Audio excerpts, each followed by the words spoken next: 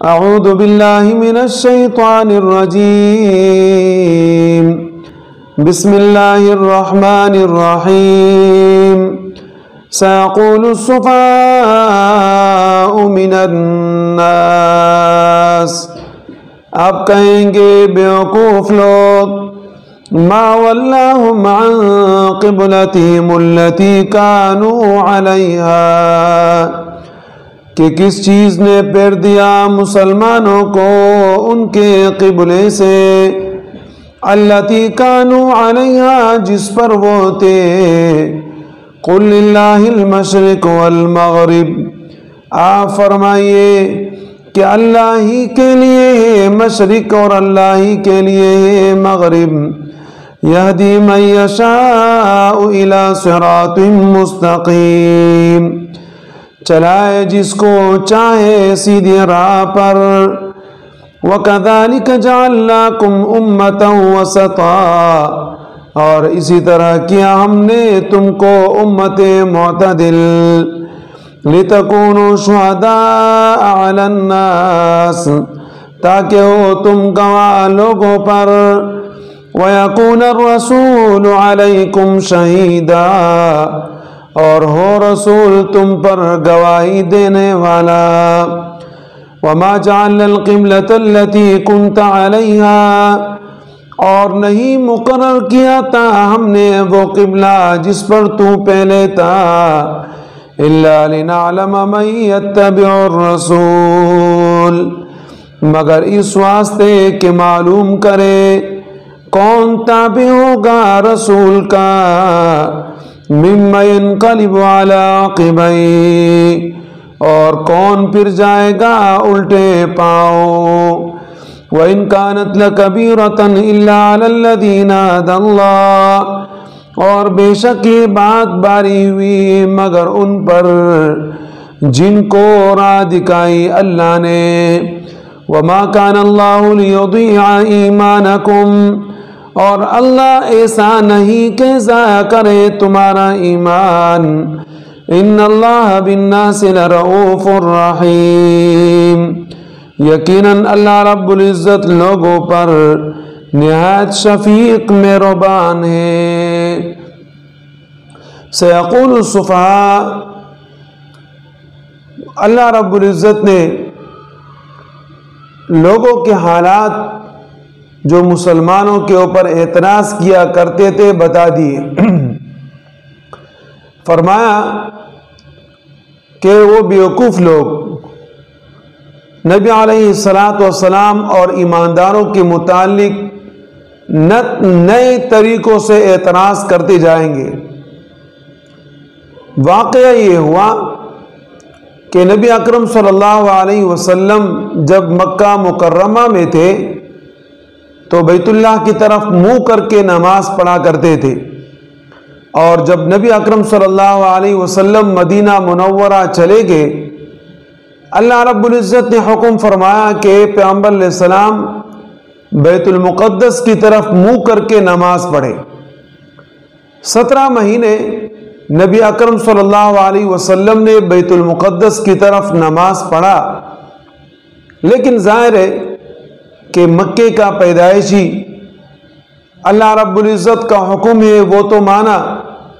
لیکن چاہت ہوتی تھی کہ اللہ رب العزت دوبارہ بیت اللہ قبلہ مقرر فرمائے اور یہی ہوا کہ 17 مہینے کے بعد اللہ رب العزت نے پھر حکم فرمایا کہ کعبہ کو قبلہ بنائے نبی علیہ السلام نے کعبہ کی طرف نماز پڑھنی شروع کی تو یہود چیخے اور چلائے اور بولنے لگے کہ مسلمانوں کو کیا ہے کہ کبھی بیت المقدس کی طرف نماز پڑھتے ہیں اور کبھی بیت اللہ کی طرف نماز پڑھتے ہیں یہودیوں کو اس بات پہ بڑی خوشی تھی کہ نبی اکرم صلی اللہ علیہ وسلم بیت المقدس کی طرف نماز پڑھتے ہیں لیکن جیسے ہی قبلہ تبدیل ہوا تو ان کو رنج ہوا دکھ ہوا اور مسلمانوں کی بدنامی شروع کر دی اب مسلمانوں کی جب بدنامی انہوں نے شروع کی تو اللہ رب العزت نے فرمایا کہ دیکھیں یہ تو ہماری طرف سے ایک آزمائش ہے۔ آپ کو اگر ہم حکم دیتے ہیں کہ بیت اللہ کی طرف نماز پڑھے تو آپ نے اس طرف منہ کر کے نماز پڑھنا ہے۔ اب اس کا مطلب یہ تھوڑی ہے کہ آپ بیت اللہ کی طرف نماز پڑھیں گے تو اللہ رب العزت اس جانب موجود ہے اور بیت المقدس کی جانب اللہ رب العزت موجود نہیں، ایسی کوئی بات نہیں ہے، بلکہ اللہ رب العزت ہر طرف موجود ہے۔ اللہ کی وہ ذات ہے کہ وہ مشرق کی طرف بھی ہے، مغرب کی طرف بھی ہے، شمال کی طرف بھی ہے، جنوب کی طرف بھی ہے۔ تو اپنے ذہنوں کو صاف کر لے کہ ہم ایک طرف نماز پڑھیں گے وہاں اللہ کا قرب نصیب ہوگا، اور دوسری طرف نماز پڑھیں گے تو اللہ رب العزت کی محبت نصیب نہیں ہوگی، ایسی بات نہیں ہے، بلکہ تو اللہ رب العزت تمہیں آزمانا چاہتے ہیں۔ اصل چیز کیا ہے؟ اللہ رب العزت کے حکم کا ماننا۔ اب وہ مخلصین لوگ کہ جن کو اللہ رب العزت نے حکم دیا کہ بیت اللہ کی طرف نماز پڑھے، بیت اللہ کی طرف نماز پڑھنے لگے۔ جب حکم ہوا کہ بیت المقدس کی طرف نماز پڑھے تو ان کی خواہش یہی تھی کہ بیت اللہ ہی کی طرف نماز پڑھتے رہے، لیکن اللہ رب العزت کے حکم کو فوراً مانا، بیت المقدس کی طرف نماز پڑھنے لگے۔ اور پھر اللہ رب العزت نے بیت اللہ کی طرف نماز پڑھنے کا حکم دیا تو دیکھیں اللہ نے ایسے اطاعت گزاروں کو کامیاب کر دیا، اور اس سے ہٹ کے جو لوگ ہیں ان کو اللہ پاک نے ناکام کر دیا۔ اللہ رب العزت فرماتے ہیں یہدی من یشاء الی صراط مستقیم، اللہ رب العزت چلاتا ہے جس کو چاہے سیدھی راہ پر۔ وَكَذَلِكَ جَعَلْنَاكُمْ أُمَّةً وَسَطًا، اور اے نبی علیہ السلام ہم نے آپ کو امت جو عطا فرمائی وہ معتدل امت عطا فرمائی، امت معتدلہ، امت محمدیہ ہے کہ نہ اس میں کوئی حکم سخت کہ جس کے اوپر عمل کرنا مشکل، اور نہ اس کے اندر کوئی حکم ایسا نرم کہ اس کو کوئی آدمی اللہ کا حکم ہی نہ سمجھے، ایسا نہیں، بلکہ نبی علیہ الصلوۃ والسلام کی امت میں ہر ایک کام اعتدال اور برابری کے ساتھ اور میانگی کے ساتھ ہے،